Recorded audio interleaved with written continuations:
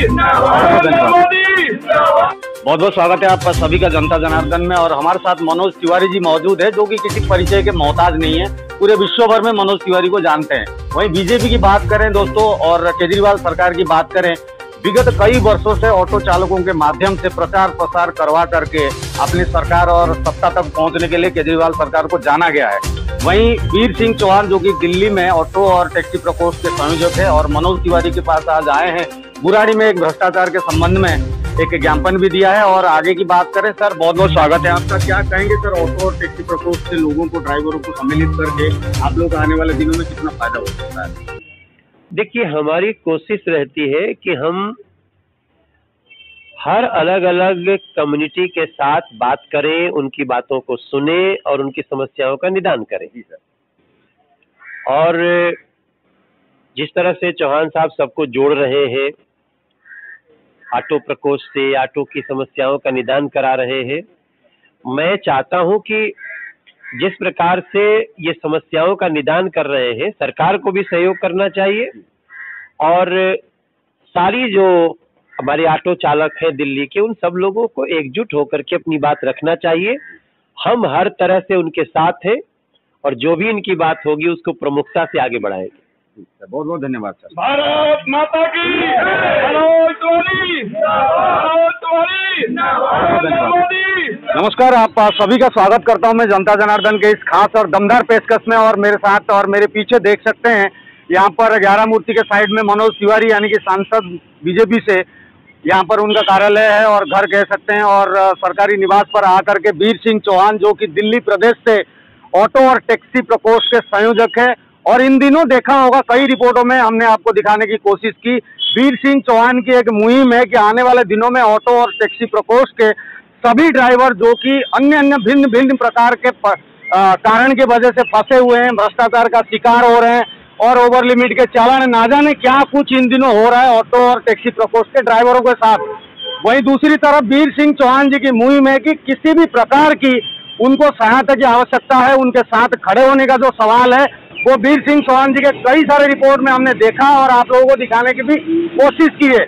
आज इस कड़ी में सांसद मनोज तिवारी जी के निवास स्थान पर आकर के ज्ञापन देना और साथ साथ आने वाले दिनों में टीम किस प्रकार से मजबूत होगी और दिल्ली में भाजपा की सरकार किस तरीके से बनेगी, आज जानते हैं। आइए थोड़ा पास आते हैं वीर सिंह जी से। बहुत बहुत स्वागत है वीर सिंह जी आपका। क्या कुछ कहेंगे, मनोज तिवारी जी के साथ आज आपने मुलाकात की और कैसा लगा और क्या ज्ञापन में आपने दिया? आज मैं बड़े भाई माननीय मनोज तिवारी जी को धन्यवाद करता हूं।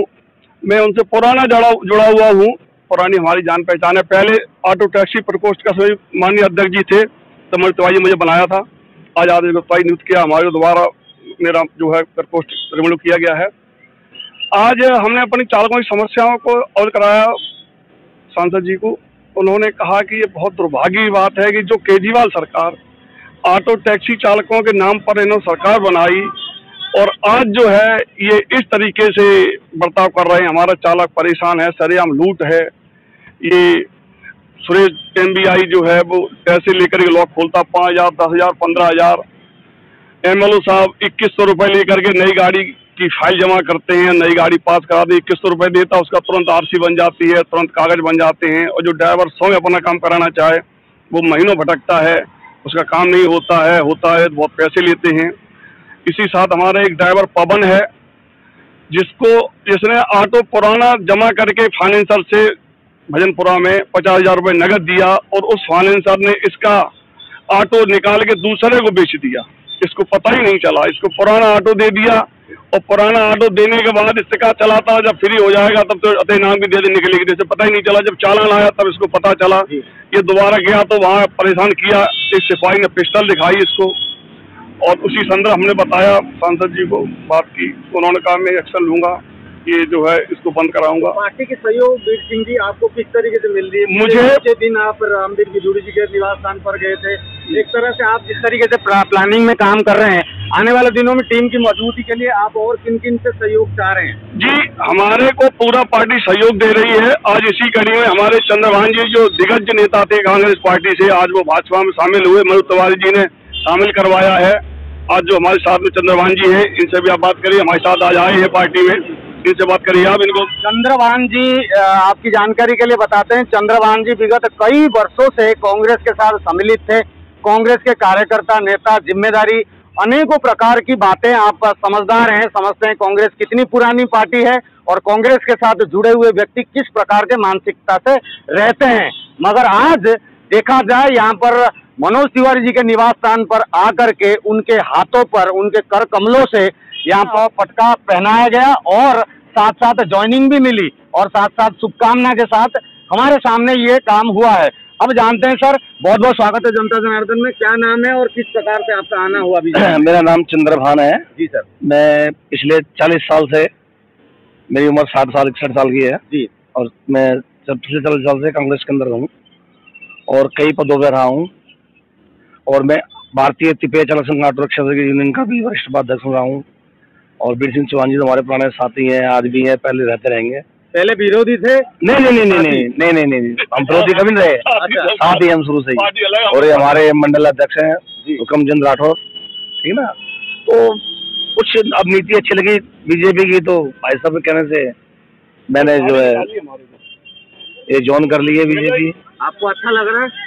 हाँ, कुछ नीति है बीजेपी में। हाँ, बीजेपी थोड़ा भरोसा भी तो है भाई। कांग्रेस के अंदर अब लीडरशिप रही नहीं है और जो आज इसका लीडरशिप होगा वहाँ काम होंगे भी लोग। राम शरण जी है, करते बात। राम शरण जी, आज आप भी सम्मिलित हैं और इस प्रपोज को लेके आप लोग काफी सीरियस दिखाई दे रहे हैं। क्या करेंगे, क्या कर करके मानेंगे? सरकार बना देंगे बीजेपी के, लग रहा है आने वाले दिन? देखिए सर, प्रथम आपका धन्यवाद दूंगा। और जो अभी चौहान साहब ने कहा कि भ्रष्टाचार, देखिए भ्रष्टाचार एक किसी छोटे आदमी की ताकत नहीं जो भ्रष्टाचार कर सके। मैं तो यहाँ तक कहूँगा कि जिस भ्रष्टाचार को खत्म करने के लिए केजरीवाल सरकार आई थी, 49 दिन की अच्छी सरकार देने के बाद जनता को ये लगा कि ये सरकार कुछ अच्छा काम करेगी। जैसे नाइट मिनिस्टर में अनिल कपूर का रोल था, केजरीवाल को लोगों ने उसी प्रकार से सराहा था। मेरा मानना है कि ये सरकार जो है विश्व की जितनी अच्छी सरकार समझते थे, आज मैं ये कहते हुए मुझे शर्म महसूस होती है कि विश्व की सबसे भ्रष्ट सरकार केजरीवाल सरकार साबित हो रही है, खास तौर से ऑटो टैक्सी चालकों के संबंध में। ऑटो टैक्सी चालकों ने दिन रात मेहनत करके इस सरकार को, केजरीवाल जी को यहाँ तक पहुँचाया और कांग्रेस पार्टी का बिल्कुल दिल्ली से सुपड़ा साफ कर दिया। और वही काम आज आम आदमी पार्टी कर रही है जो कांग्रेस ने किया था। कांग्रेस ने ऑटो चालकों को इतना प्रताड़ित किया था, कई इलेक्ट्रॉनिक मीटर, इसके बाद ये दोबारा जीपीएस मीटर, इस सीएनजी की पेट्रोल गाड़ी थी उसको सीएनजी में कन्वर्ट किया, पहले सब्सिडी थी, बाद में सब्सिडी बंद कर दी। कहने का मतलब है ऑटो चालक जिस प्रकार से विश्वास और भरोसा के साथ आए थे, उनका काम नहीं हुआ। अब सरकार, एक मैं नई बात बताना चाहूँ, अब सरकार ऑटो चालकों को पुनः प्रताड़ित करने के लिए तैयार है। अब इनको सीएनजी ऑटो को खत्म करने के बाद ये इलेक्ट्रिक ऑटो ला रहे हैं, जिसकी रफ्तार सिर्फ 47 किलोमीटर है और रोड में उसकी ट्राई करने 45 ऊपर चलती नहीं है। फ्लाई ओवर के ऊपर 20-25 की स्पीड रह जाती है। और गैस का अभी इनका कहीं इलेक्ट्रिक का कोई भी ऐसा पंप नहीं है जहां पर इसकी बैटरी चार्ज की जाए। 3 घंटे में बैटरी चार्ज होगी। गाड़ी महंगी है और गाड़ी महंगी होने का कारण उसमें जब इंजन नहीं है, सिर्फ बैटरी है, तो गाड़ी महंगी क्यों है? हमारी जो सीएनजी की गाड़ी, उससे ये गाड़ी महंगी है। इसका रेट 3 लाख रुपए रखा गया है, लेकिन जब उसमें सिर्फ बैटरी और मोटर है तो फिर महंगी क्यों है? मैं ये सरकार से जानना चाहता हूँ। इसके अंदर कल इन्होंने बुराने के अंदर इसका ट्रायल चल रहा है, इसका डेमो दिखाई दिया जा रहा है ड्राइवरों को, तो ये महंगी है, तो इसका मतलब है सरकार इसकी राजी है। इनके आम आदमी पार्टी के लोग उसको ट्राई करवा रहे हैं, इनकी सेटिंग हो गई है कंपनी वालों से और ये कंपनी वालों से मोटे पैसे लेंगे।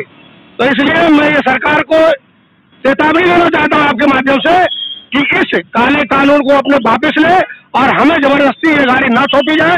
मेरी मर्जी होगा तो मैं लूंगा, लेकिन इसको हमारे ऊपर जबरदस्ती ना थोपा जाए, इसका मैं हर प्रकार से विरोध करूंगा। बहुत बहुत धन्यवाद। तो और भी देख सकते हैं, और भी लोग हैं। मंडल अध्यक्ष, आप भी सर कांग्रेस में थे पहले? नहीं, मैं तो जी पार्टी से हूँ, भारतीय जनता पार्टी से हूँ। अच्छा, और आज सर आपका? मेरा नाम हुक्म सिंह राठौर है जी। राठौर, मंडल अध्यक्ष सुल्तानपुरी डी, मंडल 47 से।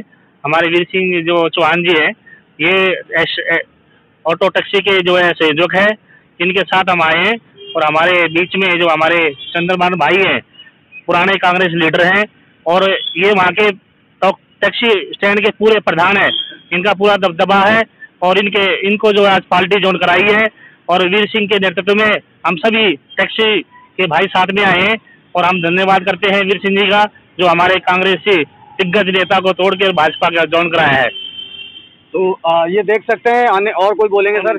क्या नाम है सर आपका? मेरा नाम आनंद चौधरी है। चौधरी साहब, क्या कहेंगे? ऑटो टैक्सी के माध्यम से बहुत बड़ा परिवर्तन हो सकता है समाज में, और खासकर ये देखा भी गया था पहले केजरीवाल सरकार के माध्यम से। ऑटो चालक और टैक्सी चालक भाइयों ने खूब प्रचार प्रसार किया, सरकार भी बनी, अब वो चीज दिखाई नहीं दे रही है, कोई फायदा नहीं मिला। क्या हो?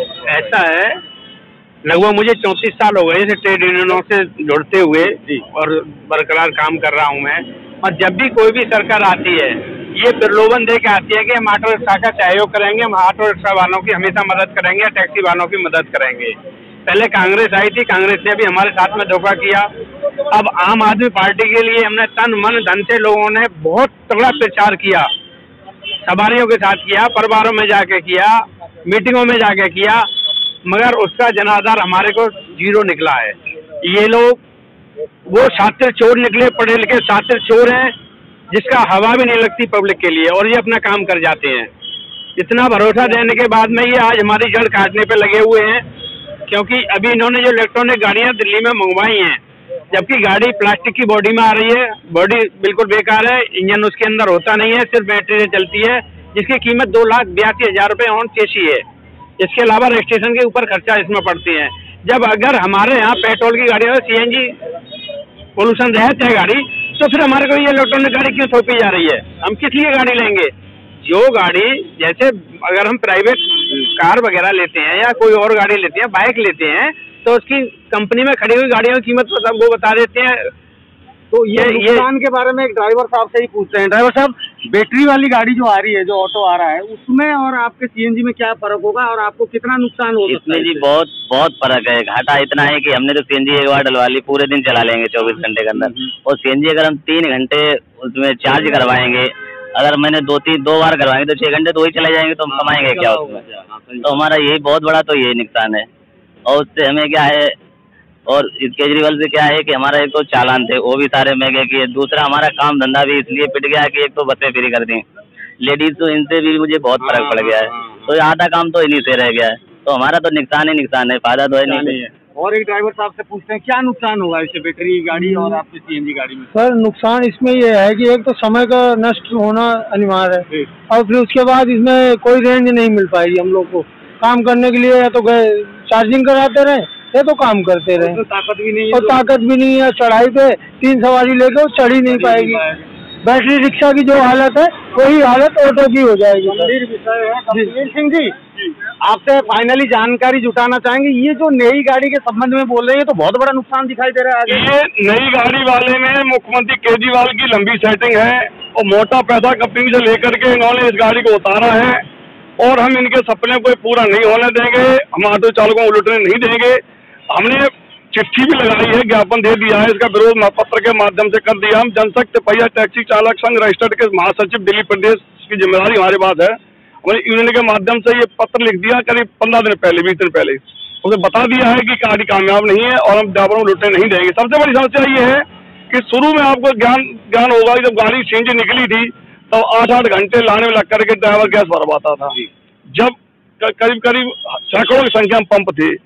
आज दिल्ली में कहीं इलेक्ट्रिक ये गाड़ी चार्ज करने के लिए पंप नहीं है। 4 घंटे में गाड़ी जब चार्ज होगी तो गाड़ी कितनी निकलेंगी, कितने दिन बाद नंबर आएगा, कमाया क्या? तो ये बहुत बड़ा घोटाला है इसमें, और हम माननीय अध्यक्ष जी से मिले भी थे, और उनसे भी हम आदेश गुप्ता से मिलेंगे आजकल में, और उनसे भी प्रेशर बनाएंगे हम पार्टी के, हम जो हम जिम्मेदारी दी है सभी नेताओं को। क्या कर सकते हैं? नहीं तो ये जो आप देख रहे हैं सिस्टम, तो सभी का बहुत बहुत धन्यवाद। और इस प्रकार से जो परिस्थिति दिखाई दे रही है आने वाले दिनों में, तो आप ये जान सकते हैं किस प्रकार से वीर सिंह चौहान, जो कि दिल्ली प्रदेश से ऑटो टैक्सी प्रकोष्ठ के संयोजक है, वो आज वो सांसद मनोज तिवारी जी के निवास स्थान पर आकर के एक ज्ञापन दिया है। और ज्ञापन देने का कारण इन दिनों खूब तरीके से, अलग अलग तरीके से भ्रष्टाचार देखने के लिए मिल रहा है। असहयोग जिसको कह सकते हैं, ऑटो और टैक्सी प्रकोष्ठ के लोग शिकायत करते हैं कि हमें सहयोग प्राप्ति नहीं हो पाती है, क्योंकि केजरीवाल सरकार के माध्यम से। और एक गाड़ी संबंधित बात करें, एक बैटरी गाड़ी आई है यानी कि ऑटो आया है, जिस ऑटो के कारण शायद ना जाने इनको क्या नुकसान हो सकता है। तो आप लोग जुड़े रहिए इस कड़ी में और आपको अपडेट देंगे। वीर सिंह चौहान जी की पूरी टीम यहाँ पर मौजूद थी और हमने उनसे बात करने की कोशिश की। मनोज तिवारी जी से हमने बात करने की कोशिश की। संभवतः आने वाले दिनों में कुछ किसी भी प्रकार से एक समाधान निकले, जो कि वीर सिंह चौहान जी के माध्यम से, इनकी टीम के माध्यम से, इनकी मुहिम के माध्यम से, तो क्या होगा कि ऑटो चालकों को थोड़ा बहुत फायदा हो सकता है, ये समय बताएगा। बहरहाल आप जुड़े रहिए जनता जनार्दन के साथ। मिलते हैं फिर एक खास न्यू अपडेट के साथ। जय हिंद, वंदे मातरम।